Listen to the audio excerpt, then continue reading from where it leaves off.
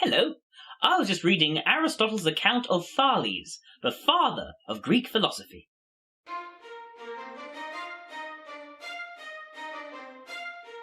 Now, it might seem a little off topic for me to be talking about Greek philosophers when presenting an introduction to Socionics, but philosophy, especially the attempt to find out what fundamentally makes up our world and our place within it, is essential to Socionics. Today, I'll focus on this particular kind of philosophy, known as metaphysics, and how Socionics came from it.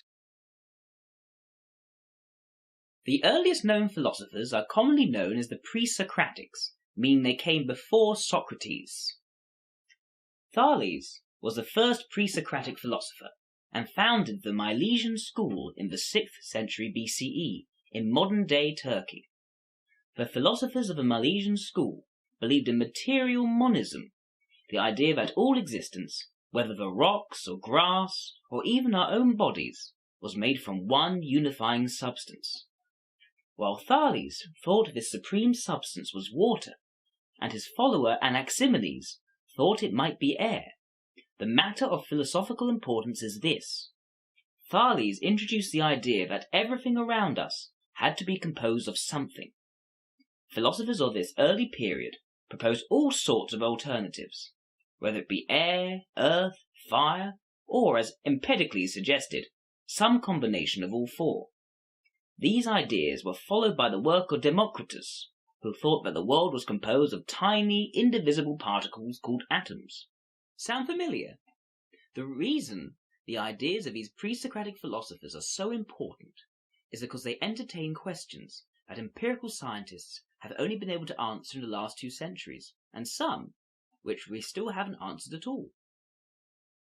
Today, the work of Democritus and Empedocles especially are vindicated when we look at Dmitri Mendelev's periodic table, and how it organized our empirical findings into a system of atomic elements. Elements which combine to form all the molecules of our physical universe. The same sort of idea appears in Socionics, which tries to understand different types of personality by looking at how we interact with different aspects of our world. Its first step must be, like a metaphysical philosopher, to classify different parts that make up existence. Once we know what stuff is made of and how it differs, we can then understand how people vary in their approach to different things. However, Socionics cannot stop at the periodic table when trying to classify all that exists. To do so is to limit oneself to what is physical and concrete. What's more, it seems quite clear that how you approach an element like calcium, compared to an element like uranium, is not really a matter of personality difference, but basic biochemistry. No, it is clear that Socionics must utilize a range of elements that are far broader than just those in our physical world. To do this, we must consider philosophers who look at non-physical elements, whether they be the ideas of the mind or the passions of the soul. After the Presocratics, philosophers started to focus more on the intangible parts of our existence. For example, Plato proposed a tripartite model of the human soul, where logical reason struggled to control the conflicting passions of righteous morality and the baser appetites. In this way, he sets apart objective, logical reason from a more chaotic passions and emotions, believing that it was the place of one to control the other. Even now, we often draw contrasts between those ruled by intense, irrational feelings and those who prefer to remain analytical, albeit cold and detached. Another important distinction came from medieval philosopher William of Ockham. He was a conceptualist who set out the difference between concrete physical objects and those which exist purely as abstract ideas in the mind.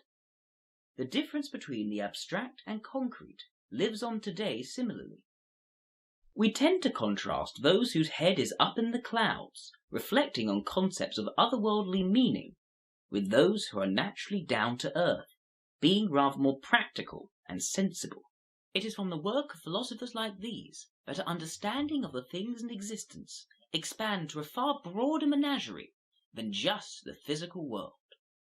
In Socionics, we follow the work of Carl Jung in saying that there are at least 4 zones of reality to consider: the contrast of concrete sensation with abstract intuition, but also the contrast of reason versus passion, known as logic and ethics. In the following videos, we will cover these 4 zones of existence and how they eventually become the 8 information metabolism elements. But before that, it is worth returning to Thales' original question when he first took that metaphysical step. What is the single substance that makes up the world? Ironically, in going so far beyond the material monism of Thales, we actually end up full circle. All a material monist need ask is, what do intuition, sensation, logic and ethics have in common? Why do we even have these 4 kinds of thing? To answer this final question properly, it is best to look at another area of philosophy, known as epistemology. Instead of looking at what the world is made of, epistemology takes a look at human knowledge, especially how we can know something. To Immanuel Kant, an 18th century German philosopher, the existence that we perceive and think about is probably not even reality. Kant thought that the real world, known as the noumenon, was entirely beyond our experience. Instead, what we experience is a picture of that world that represents reality to us in an altered form. This is known as a phenomenon.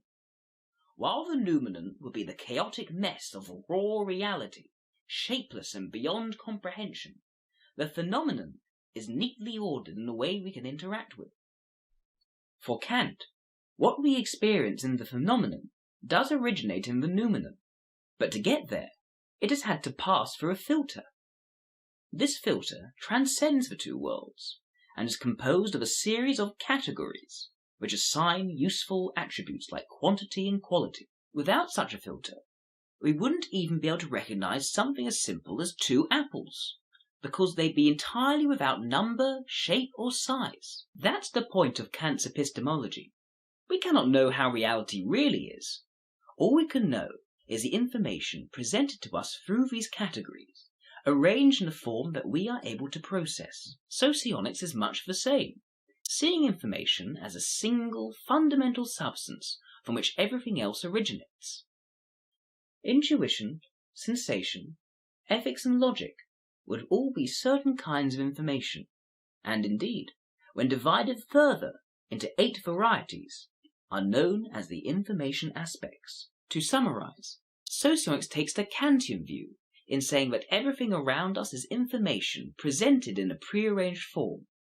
It incorporates Empedocles in saying that information exists in 4 main varieties that combine together to form complex compounds. It also borrows from Plato and William of Ockham in covering not only the physical world, but also that of our imagination, thoughts and feelings. The next step is to consider what these aspects of information are, and how they become the 8 information metabolism elements. For that, tune in next time.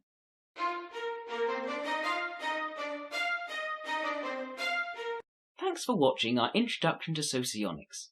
So that we can fully complete this series and continue to make other helpful videos, your support is always appreciated.